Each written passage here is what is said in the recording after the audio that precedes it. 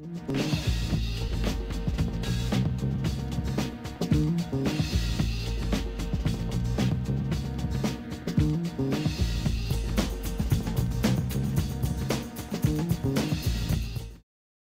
morning. My name is Dr. Marie Elaine Burns, and I'm the president of Merritt College. It is my great pleasure and honor to welcome all of you here to Merritt College. It means so much to me personally and to me as an educator. I've been doing this work for over 40 years, and I can tell you, from the students that I've worked with one-on-one, small groups, in learning community, whatever it might be, you can tell those and you can hear from them the sorrow, the heartbreak, and what they've missed when they didn't have that father figure. I won't say a father because I'm adopted, so my natural parents I never knew, but I had a father and a mother who I would not trade for the world. So even if you're not a blood relative, you can mentor and be a father figure, an important role model, motivator, inspirer for young people, for young children. As most of us know, young children are so impressionable.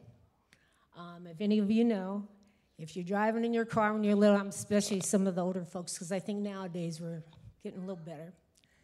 My mother used to have to tell my father, do not use those curse words in front of those kids, right?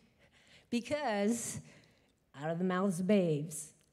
So just as they can pick up those things, and I was talking to someone yesterday about negativity, how negativity attaches itself to people much quicker, much deeper, much faster than positivity, that we need exactly what's going to happen here today and what's going to happen from what you learn today and you bring out into the community. Before I go on any further, though, I want to give a big shout out to the Alameda County Fathers Corps. Let's give them a hand of applause.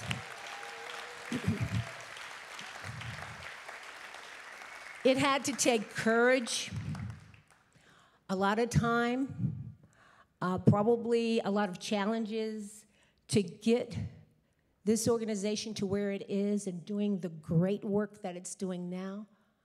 And so I want to say thank you to those folks who put this together, and I want to say thank you to the men, although I know there was a woman back there somewhere, but I had to say that, ladies.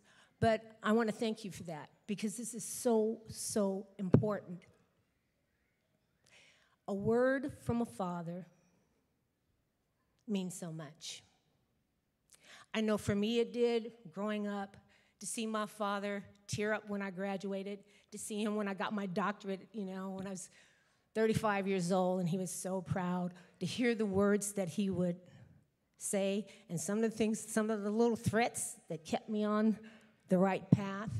So I tell parents a lot, and understand the intent of this message. Your children, your mentees, your nieces and nephews, whatever they might be, grandchildren, whatever, need to have, and I'm using this word loosely, they need to be more afraid of you than they are of their peers. And what I mean about that, okay, is not scared you're going to beat them half to death. That's not what I'm saying. Although some of us back in the day, it worked. I used to always say to myself, if I do this, will my mother kill me? And if the answer was yes, either I didn't do it or I knew what discretion meant. I don't think most young people nowadays even know how to spell that word. So they need to just know and respect you enough to say, this might hurt me, but boy, if it hurts my father more, I can't do that. Or I need to go and talk to him about that. And they need to be able to feel they can come and talk. Now, mothers have the same issue, okay? I used to tell my daughter, who grew up without her father, the same thing. Look, this is what I did. This is what I want you to do. Think. And if you still leaning and you know it's wrong, then will my mother kill me? And if it's yes, and you know I'm crazy. And so I gave her a way to help make decisions, but I also gave her a way to come and talk to me. And that's what they need. They need to be able to talk to you. I used to have to tell her, she'd say, I don't want to tell you because you're going to get upset, blah, blah. I said, okay, let's do this. I say, Mom, I really have something I need to talk to you about. I said, okay, and when you say that, that gives me time to go, woosah, so that I don't come back, you know what I'm saying? And then when they know that, they're a little bit more willing to come and talk. Give them those outs and opportunities. If they feel you're going to jump up and down and go off, they're not going to come. If you're still having a hard time with that, allow them to talk to a brother or your father or someone. And my mother, growing up, my mother was born in 1918, so it was very traditional. And she didn't believe, and I know a lot of folks will resonate with this. She would say, you know, we're not going to a counselor, or you don't talk to somebody else in the neighborhood. You don't put our business out in the street, okay? But sometimes it's very difficult for us. So we need to have someone they can go to. So then what do? They go to each other. So in raising my daughter, and particularly since I was a single parent, I had to reckon with that and say, okay, my sorority sisters, my big sister, she was a neighbor down the street who I used to go play in her makeup because she was much older. Those folks I was okay with. If my daughter didn't feel like she could come to me, she had someone. When they don't have anyone, guess what? The gangs and the this and the that, and it gets crazy. So remember that. But put that little bit of fear, and also, more than that, not a little bit, but a whole lot of hope. Our children, many, have no hope. What was done here this morning in terms of the tradition and the prayers and that is missing. Look around. The more that's pulled away, no tradition, nothing to look forward to, no hope. It all comes in line. So when I look at what's special to a young person today. Is it material things? You know, when you used to have a Sunday dinner, that was special. Even if you couldn't do it all week long, or whatever day you want to make it. A holiday, a birthday, not just giving a gift card, but actually thinking about what would be good? What does he or she really need? And then that in turn teaches them that I don't do everything out of convenience. That's another thing. Everything is just, let's make it easier. I'm not saying make things hard, but help them to look at what's important in life. So with all of that, I just want to say to you, enjoy this day. You're going to learn so much. You're going to be able to share so much because you have a lot to give as well. Don't be afraid of that. Don't be concerned about that. But remember, hope, a little bit of fear of you, and some tradition. Give your family, not only your children, things to look forward to. And that helps them to keep moving forward.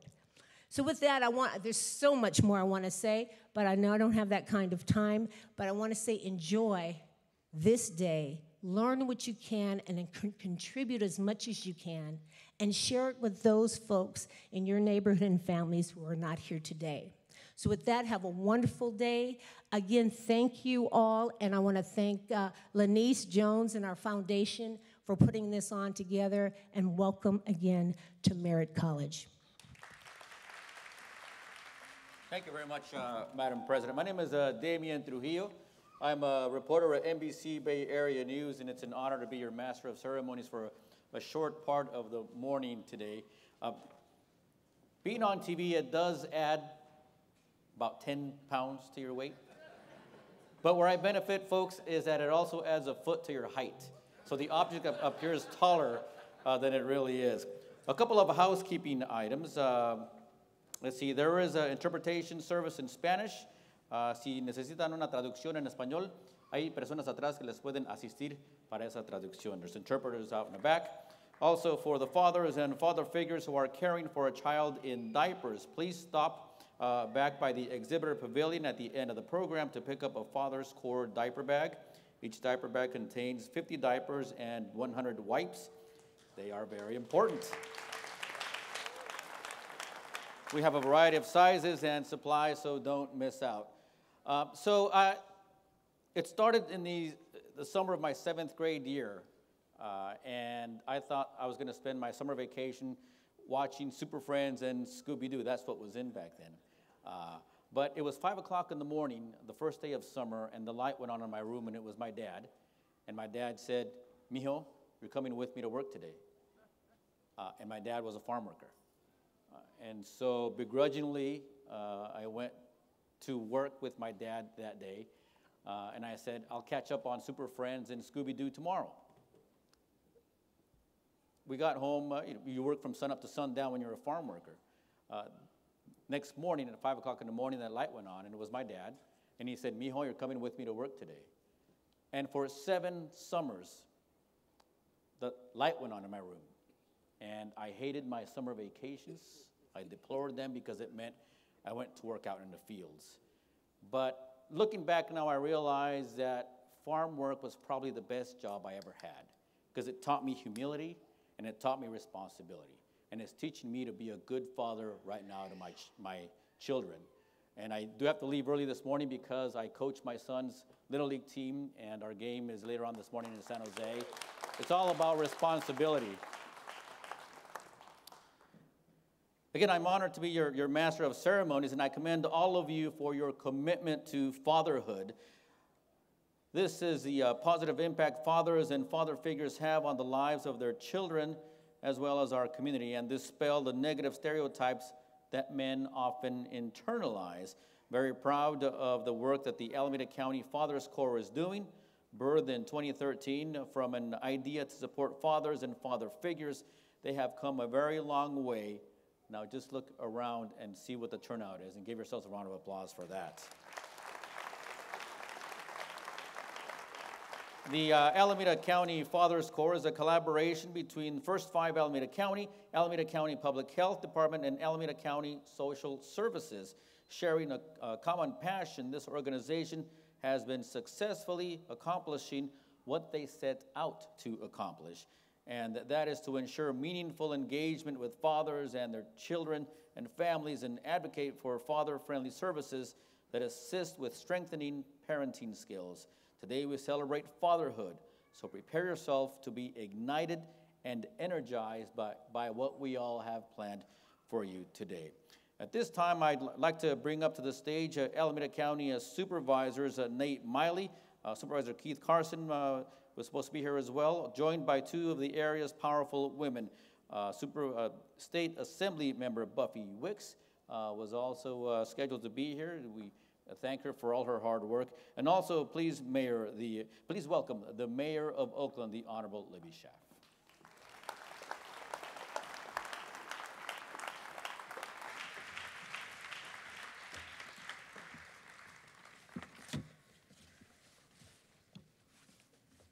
Well, good morning, everyone. It's a real pleasure to be here this morning for this Fatherhood Summit, this first Fatherhood Summit. I want to welcome all of you to the Fatherhood Summit on behalf of the Alameda County Board of Supervisors. We're very supportive of the Fatherhood Summit, the work of the staff and everyone who put this together. I'm Alameda County Supervisor Nate Miley, and I represent District 4. And I'm proud to represent the areas of East Oakland, Montclair, Castro Valley, Ashland, Cherryland, Fairview, Pleasanton. I'm honored to welcome you to the Fatherhood Summit here at Merritt College. This is such a beautiful and wonderful campus. It's in my district, too. I'm thankful to the Alameda County Fatherhood Corps, First 5 Alameda County, our social services and healthcare services agencies, Lanice Jones, and all of the sponsors that have worked tirelessly to organize and make this summit a success. For all of you, thank you. This summit has both importance and significance. According to the 27 U.S. Census Bureau, 19.7 million children, more than 1 in 4, are without a father in the house. As a father of 2, I have a daughter, Sarah, and a son, Christopher, and a grandfather of 2, Hilo and Mika, a 3-year-old and a 1-year-old. I understand, and I didn't always agree with my father, but I appreciated the vital role he played in raising me, guiding me and helping me to be the man I am today. If my father, and excuse me if I get a little touched up here, because he passed away September of 2017. But my father, he provided a role model for me, which I try to provide for my kids and for others. Taught me godliness, discipline, responsibility, respect, strong work ethic, love, family, patience, community, country. Don't do something if you're not going to do it right. Character. And those words continue to resonate in my mind as I continue to try to walk this journey of life. So for all the fathers out there today, I commend you, because the examples and the strength that we have to play in society is extremely, extremely important. And what we do, others are watching. So remember that. So today we gather to celebrate and honor the power of fatherhood. I encourage you to attend the work sessions, engage the resources that are being offered, and network with your fellow attendees. I have a commendation here that was signed by all of the county supervisors. I'm not going to read the commendation, but I'd like to present this commendation to someone. Kevin and Gary.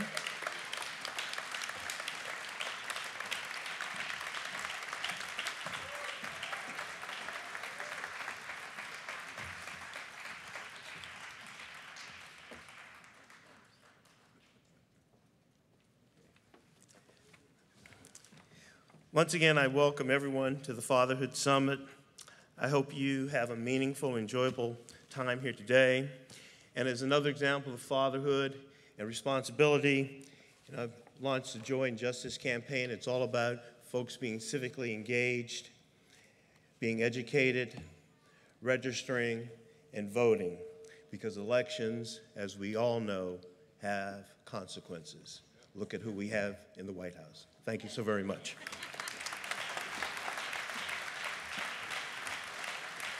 Thank you, Supervisor. Ladies and gentlemen, the Mayor of Oakland, the Honorable Libby Schaaf.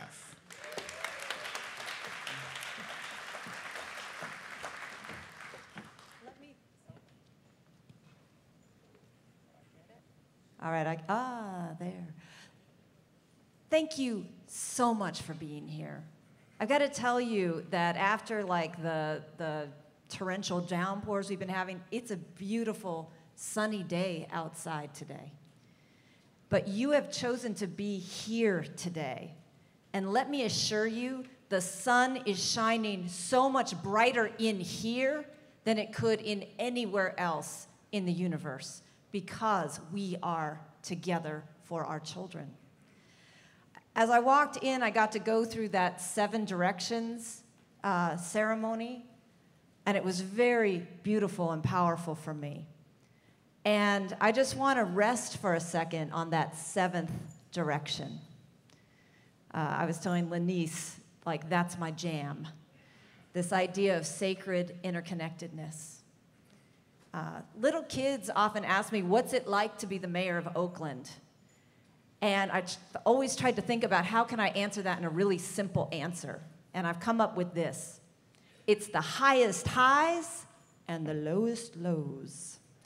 And what I mean by that is, as someone who has insight into what is happening in her entire community, I see the trauma, the pain, the stress that particularly parents are undergoing all the time. And so I just commend you as you make choices between feeling hopeless or feeling like you now have even more purpose to improve your life, your family's life, your community's life, your country's life, your world's life, your planet's life, that is the choice that you make. Because there is a whole interconnected universe of love and care and support out there for you. And I speak as the head of one of your branches of government. If you indulge me on a personal note, I celebrated my 20th anniversary yesterday as a City of Oakland employee.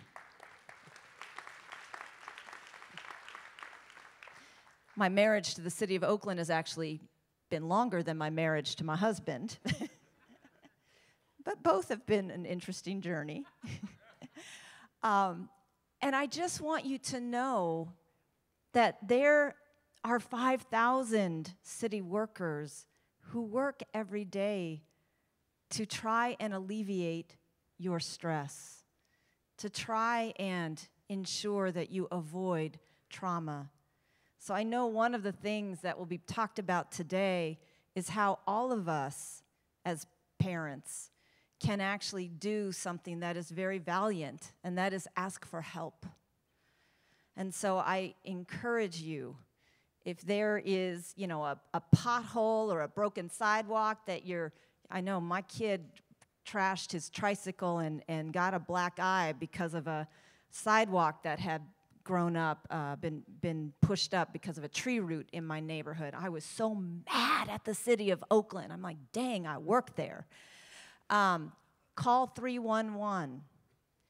If you're struggling, if you think your housing may be at risk, or you're struggling with food security, call 211. There are places to help you and to feel that there's a whole community here together as one sacred, interconnected family. And then before I get off the stage and try and get you back onto your schedule, I do want to commend Alameda County's First Five and the Fatherhood Corps. A lot of people in government write fancy plans, and then they sit on shelves and collect dust. Well, what I see here is not a dusty plan. I see action, I see love, I see impact. So thank you so much to the organizers, but most of all, thank you, fathers, for being here today. All right, it's time for our first keynote speaker. He is internationally recognized as an expert in the area of men and boys of color, fatherhood, family strengthening, racial justice, racial healing, community peace and mobilization, and culturally based violence prevention intervention issues. Please join me in welcoming community pioneer and founder of the National Compadres Network, Brother Jerry Teo.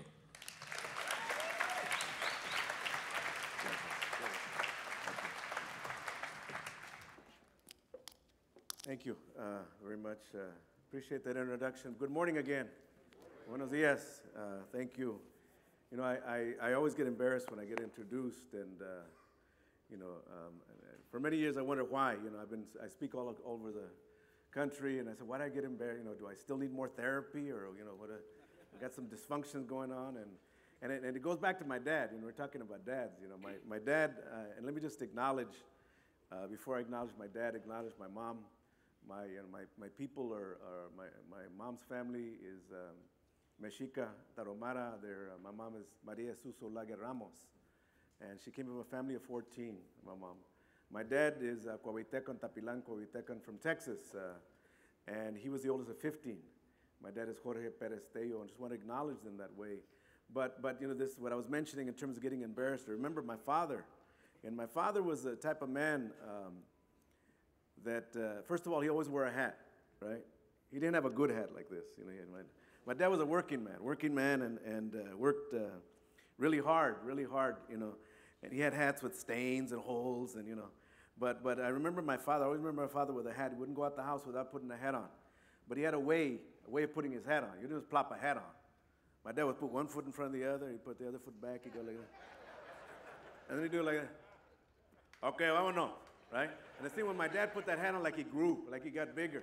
I said, damn, that's a bad hat, dude, But one of my father's rules was don't mess with my hat, right? So we couldn't touch his hats. He must have went to somebody's parenting class because he knew about consistency and follow through. If we didn't pay attention, he consistently followed through on it, just like that, right? Didn't he know iMessaging or nothing like that? So my daddy was that, but he was also a loud-talking man. My father just talked loud. Hey, Miko, get over here. What's your name? What are you? Come here. My friends go, your dad mad? I said, no, Deuce, we talks all the time. My dad just talked loud. He was a loud man. He just talked loud, right? That's just the way he was.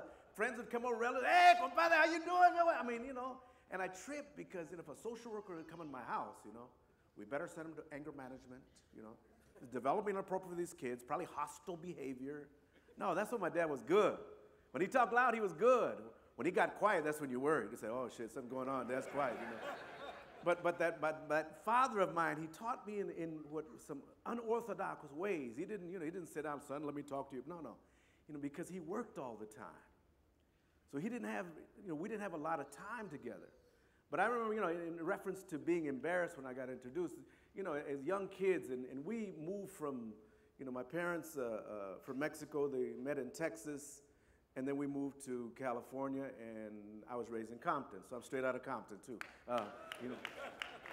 Grew up in a neighborhood, black-brown neighborhood, Mexicanos living right next to African Americans, living together, partying together, running from cops together, doing all that together, just living together, and supporting each other that way, too. That's the way I grew up. I grew up that way, and if you listen, you can hear it in my voice, right? You can hear that inflection in my voice as well. But in that neighborhood, it was a tough neighborhood. There was a lot of stuff going on, but there was a lot of blessings too. And I saw some craziness go on.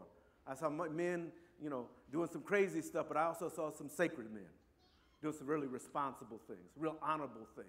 And they don't talk about in neighborhoods like Compton or Oakland, the sacredness that goes on. They don't talk about the hard-working men. My father worked, and when I got up, he was gone. He was gone to work already. He'd come in the middle of the day, change, get his lunch, go to another job. So when I came home many times, my father wasn't there. They said, good daddies read to you, they play with you, they take you to the park. That's what the teacher said. You got a good father, he takes you to the park, he reads to you, plays with you. And I'm thinking in my head, I guess I don't got a good daddy. Because he doesn't play with me. He doesn't take me to the park. Nobody said good daddies work hard. So I thought I didn't have a good daddy. I thought I didn't have a good dad because, and I didn't understand, my dad didn't know how to read. He didn't know how to play because when he was 5, he began working. So he didn't know how to play. I mean, he played a little bit. I mean, he knew one thing, was called the lingity. I don't know if you know what the lingity is.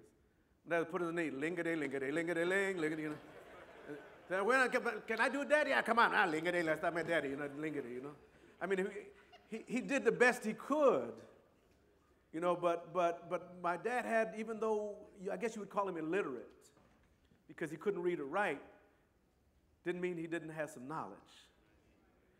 And my father, so that teaching that came, one day I was playing with my cousins, and you're little boys playing, and you think you're all that and better than that and better than somebody, and I'm better than you. You don't know nothing. I can do that. I'm better. I'm all of that. And my father said, you ain't better than nobody.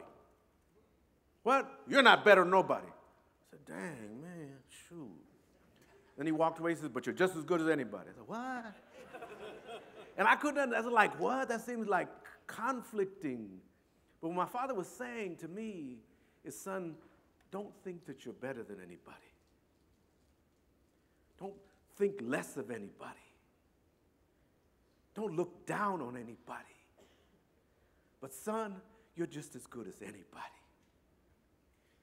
And sometimes the messages that come from fathers that grow up in the street or work all the time, never been formally educated, are just as valuable as those that, you know, go and learn it from a curriculum. And I'm not putting that down because we do that work too.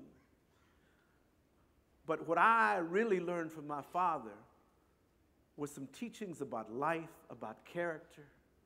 You know, and my father, he didn't play either. That loud talking man didn't play, you know. And you know, my father would threaten, and we would be afraid that he was going to, you know, hit us. My father only hit me one time in my life. Out of all the threats of, you know, Dad's going to hit you, you know, he only hit me one time. But the one time he hit me, it was good. It was a good one. Now, I'm going to tell you what I did, because I don't think I did that much wrong. And I hope you're going to support me, because I'm still here. You know, and my father was sitting in his chair where I thought he was asleep. Now, I thought he was asleep. And I was a little boy, and I went into the kitchen, and my mom told me to do something. And all I did wrong was breathe. All I did was, that's all I did. How many of you think something's wrong with that? You got to breathe to live. Well, I did do something else. I breathed, and I sucked my teeth, too. I did. What's wrong with that? You can't suck your teeth in your house? Well, I did one other thing, and that's when he got up. I turned around on my mother. And my father got up from the chair where I thought he was sleeping. And let me say something about that. Sometimes we think fathers are not paying attention. Even the ones that are on the corner, even the ones that, you know, drinking that 40, smoking that blunt, even the ones that are locked up. Sometimes we think they're asleep. We think they don't care. We think because they don't show up, they don't think about their kids. Every man that I know that have ever had a child feels that. But there are barriers that keep you, even though you feel it and want to connect, there are barriers that keep you from even taking a step. I was working with a young man, well, not so young, he's probably mid-30s. He had done about 20 years locked up. And he'd been locked up in the SHU. He was in solitary confinement for a number of years. And I was talking with him, and he was saying, you know, providing some counsel, trying to help him. And he was telling me, he says, you know, when I was locked up, we got 1 hour out every day. And he says, but I've kneeled down, he says, and people don't think that men that have done what I had done would pray, but I prayed every day. I prayed every day because I had that 1 hour in the yard, and there was, you know, it was dangerous on that yard. There were people that, you know, didn't want you to be alive. They had it out for you. So I just prayed to God, just get me through this day. And so every day I'd pray, and I'd be really afraid, man. He says, you know, they say we don't get afraid. We were afraid. He says, I'm hard-nosed. I'm a G, and, you know, but still, you know, he says, and I would pray, and I'd go in that yard, and you know, if you don't know fear until you really walked in that yard. He says, but then I got out. He says, and I got out, and he says, and I wanted to go visit my kids. And at first I couldn't, but finally I got visitation to go visit my kids.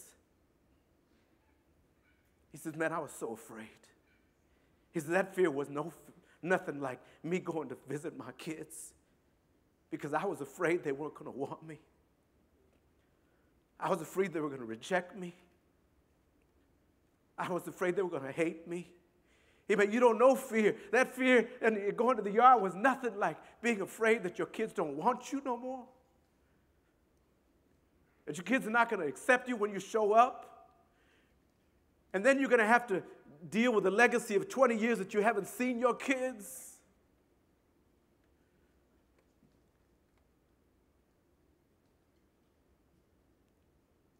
So I had to pray.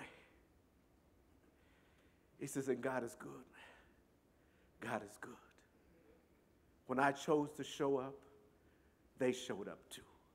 First lesson of fatherhood, you got to show up. You got to show up. And sometimes it's hard, and sometimes you're going to get rejected, and sometimes you get shit on and peed on if you're going to be with babies and kids, and sometimes they're not going to like you, and even if you got kids, then they're going to I hate you. You know, and I mean, they're going to say stuff that's going to trigger the heck out of you. So the second lesson after you decide whether you want to show up is you got to do your work. See, because even though now, I'm considered this expert and everything, I'm just a father. And I'm my father's son. And I grew up with my father, and I got some of his blessings, but I also got some of his wounds. When I shave, these are my daddy's hands that shaves. And even though I do parenting and I do anger management and I do domestic violence at the Compadres there where we're working, and we do a lot of work with young men and older men and work with young people, I'm just a dad. When I go home, my kids don't see me as an expert. They see me as daddy. Give me some money. Can I go out here? I mean, that's what they see me, right? I'm just a dad. And sometimes they don't listen to my advice either. I'm just a man. And I got the same lessons that my father had. And it was really brought home to me one day when my kids were little, and my little daughter, I love my daughter with everything, and raised her and changed her diaper, did everything for her, and then we're getting ready one day and getting ready to go to church, and her mom says, go tell Renee, hurry up. We got 10 minutes to get ready. And I walk in the room, and Renee's in there playing with her dollies. And Renee's in there. She's like 4, and she's playing with her dollies. Come here. I said, Mika, hurry up. We only got 10 minutes. Get your shoes on, or we're going to go to church in 10 minutes. Hurry up. Okay, Dad, I just got to comb my dolly's hair and finish before we go to church. I said, okay, Mika. So I come back about 5 minutes later. She's still combing Dolly's hair. I said, Mika, hurry up. Come on. We got to go. You got 5 minutes. You can do that when you come back.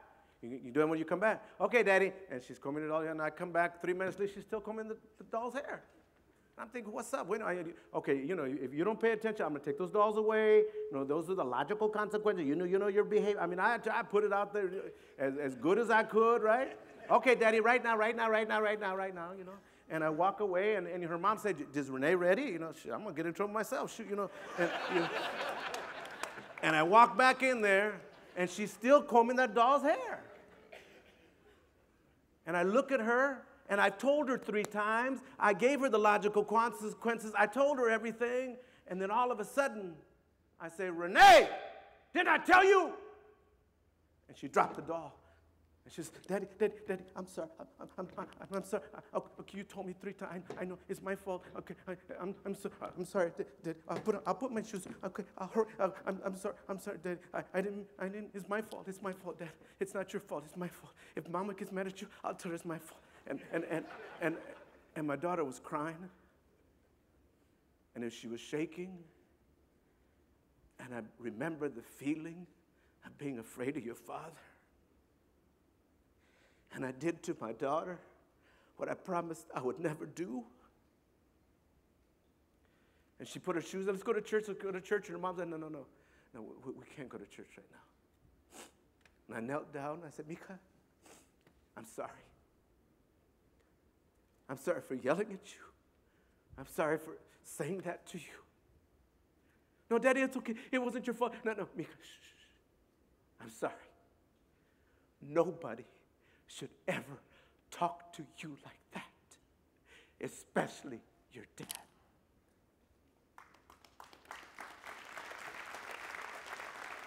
And what I needed my daughter to understand is that you don't treat people like that. You especially don't treat women and girls like them. Because if her daddy can do that to her, then she's going to think that's what's okay. That's acceptable. I needed to apologize and make it straight. And then I needed to go to my circle or go to the compadres and say, I need some work. I need some healing. I need some help. So when my father got out of that chair, he came over and he got me, and with his open hand, he got me, fregado niño, don't you ever be turning your back on your mother again. Didn't I tell you? She gave you life, she brought you in this world. When I'm going to kick you out of the house, you won't let me, go to your room. I didn't do it. God, I'll be quiet. Go to your room, but I didn't do it. Shut up. What my father was trying to teach me, even though we could change the methodology maybe, but his lesson was clear. You must honor your mother. See, before you can be a good father, you can be a good man. And before you can be a good man, you got to understand, you got to honor women.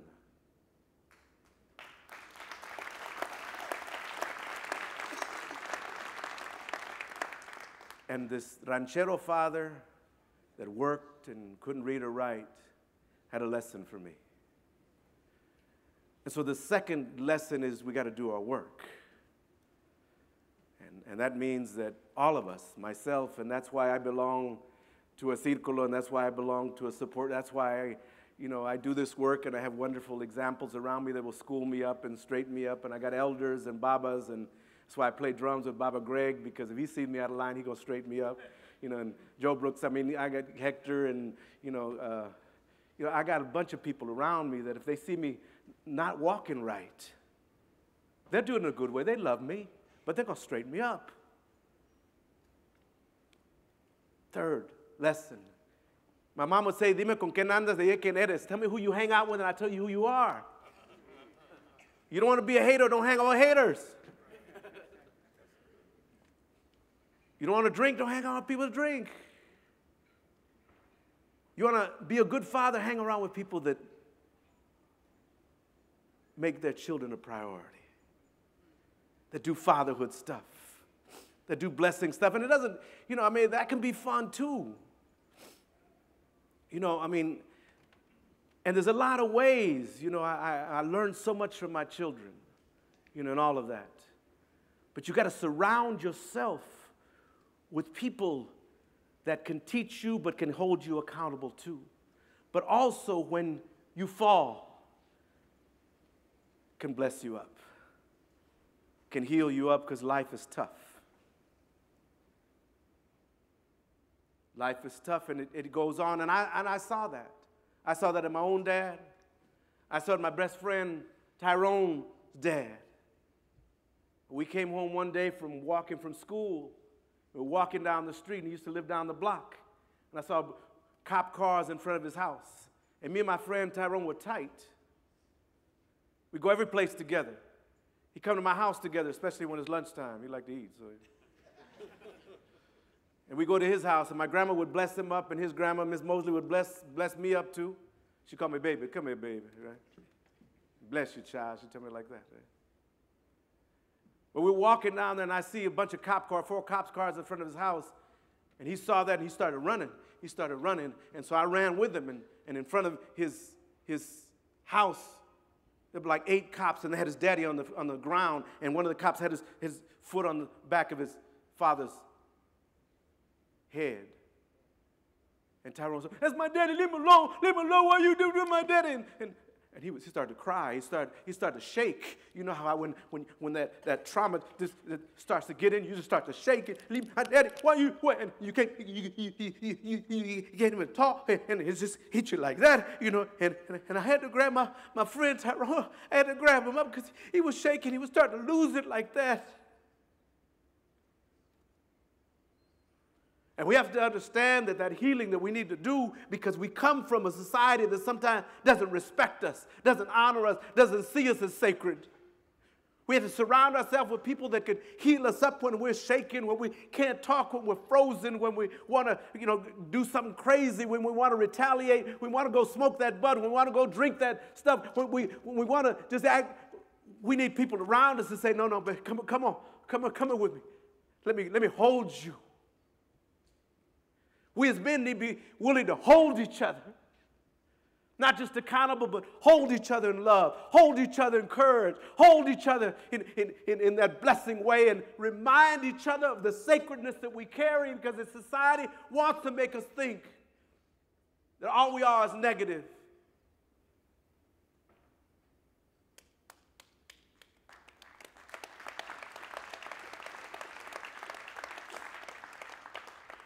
But the final lesson, because all they gave me is 30 minutes, so I got to rush through this, is you got to surrender.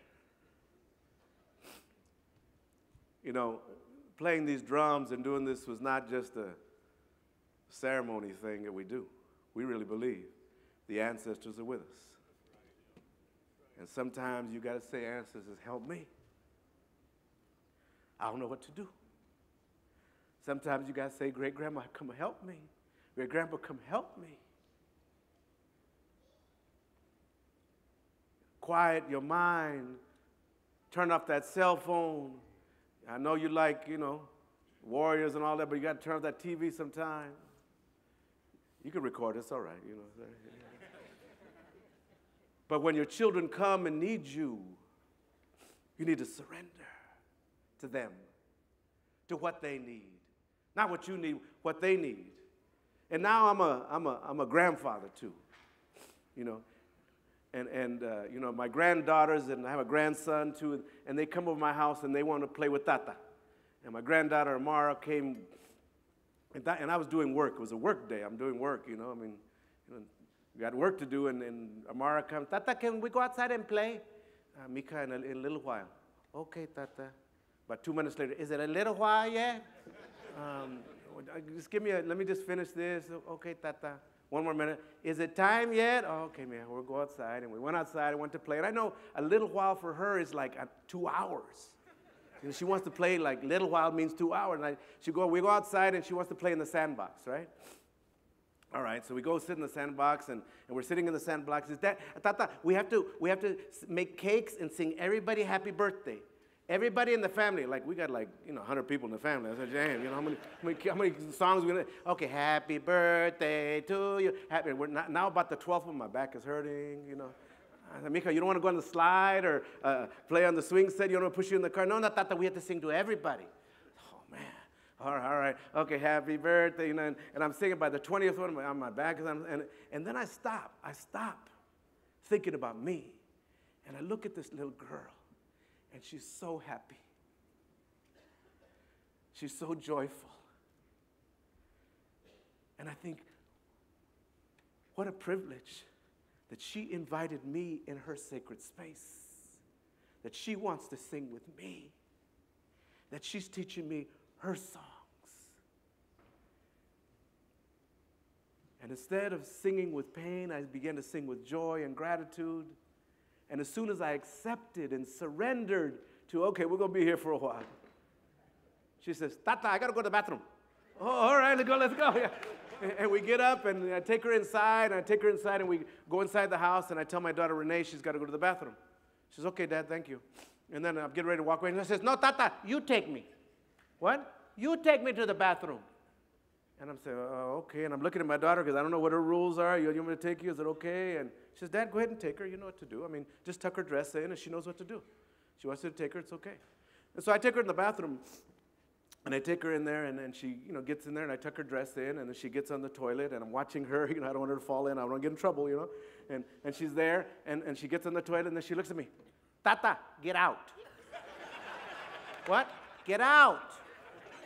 Okay, and I'm thinking, man, if I would have told my grandpa that, he would have slapped me across the room. Get out. But then I realized, you know, I've done so much healing. I've done so much praying that I can listen to a 4-year-old girl tell me, my 4-year-old daughter, as a young woman, has her voice. She knows about her boundaries, and she trusts me enough that when she asks me, she knows I'm going to honor her. So I walk out, and I close the door, but I'm listening because I don't want her to fall in, right? And about 2 minutes later, she says, Tata, come back in. So I come back in, and she's standing over the toilet, and she's a big piece of caca in there, and she's, look at, I made a big caca, and she's clapping over shit. What the heck? We're clapping over shit, you know? And then I get the lesson. My grandma sent me. If you can't handle her shit at 4, she's not going to come to you at 14.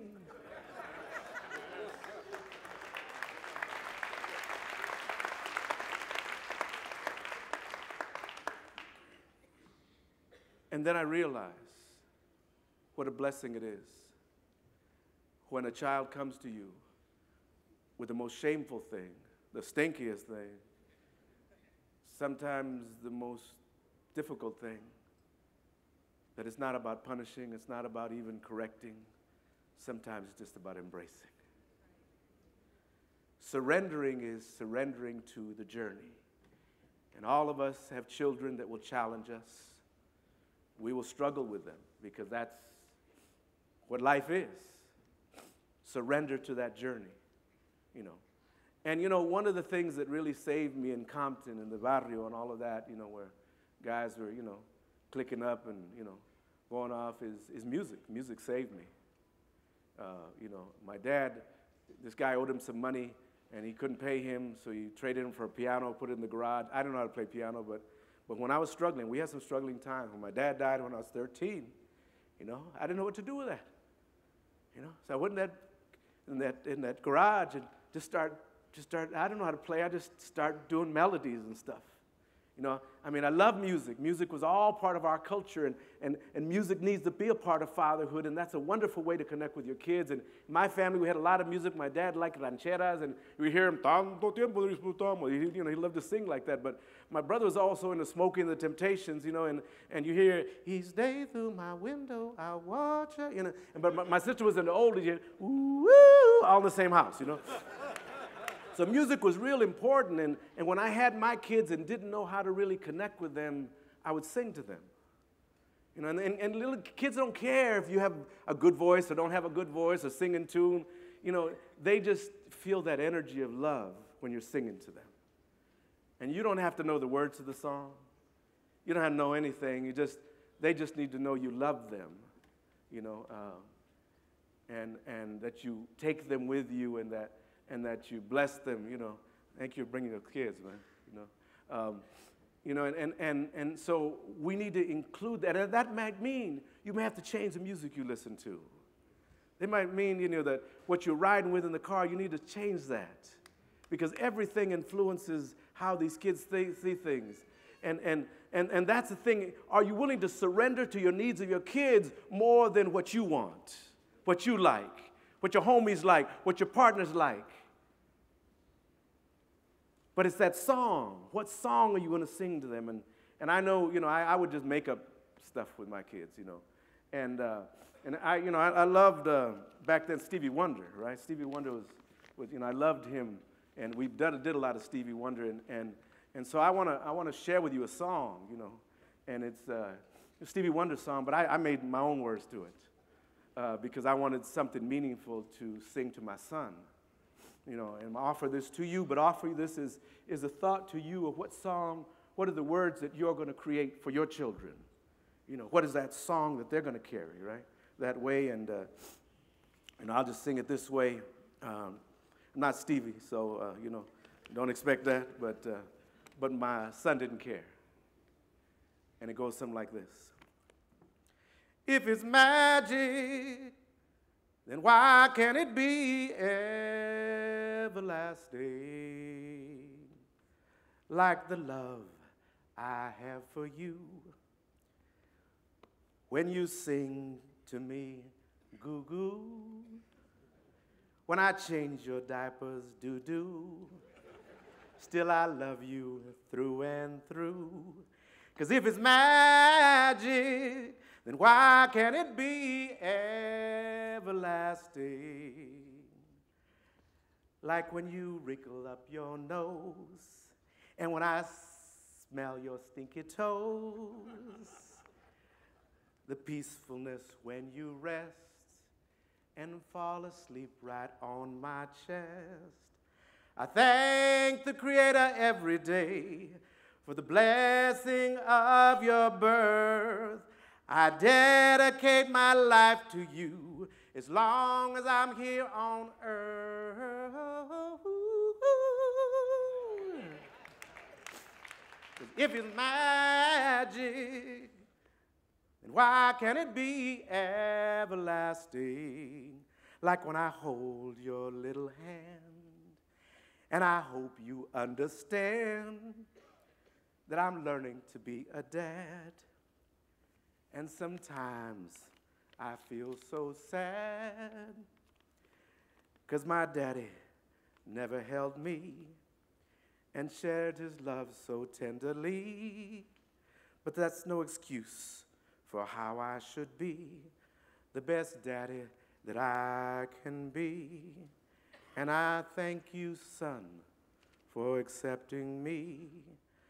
Our love is magic, and my love for you will be